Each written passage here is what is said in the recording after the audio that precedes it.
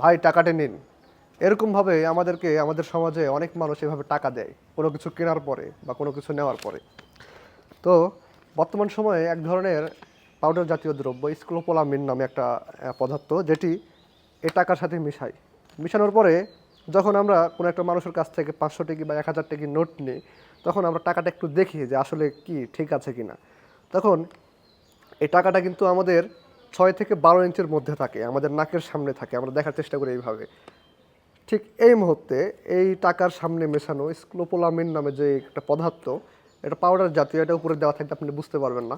এটা আমরা যখন নিঃশ্বাস নেব তখন আমাদের নিঃশ্বাসের সাথে ফুসফুসে চলে যাবে, এবং সাথে সাথে আমি অন্যের অধীনে হয়ে যাব, বা যে আমাকে টাকাটা দিল তার দ্বারাই রিমোটের মতো কন্ট্রোল হব। টিভির চ্যানেল যেভাবে রিমোটের মতো কন্ট্রোল হয়, ঠিক সেইভাবে আমাদেরকে সেটা কন্ট্রোল করবে।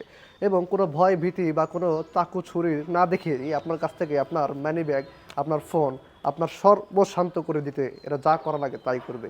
এই ধরনের সমস্যা থেকে বাঁচার জন্য আপনি সাবধানতা অবলম্বন করুন, মাস্ক পরিধান করুন পাবলিক প্লেসে। অপরিচিত কেউ যদি আপনাকে ফোনে কোনো কিছু ঠিকানা দেখাতে চায় বা কোনো বলে যে আমার ফোনে টাকা নেই, আমি একটু আপনি একটু আমাদের একটু কল দিয়ে কথা বলিয়ে দেন, তাহলে এসব থেকে বিরত থাকার চেষ্টা করবেন।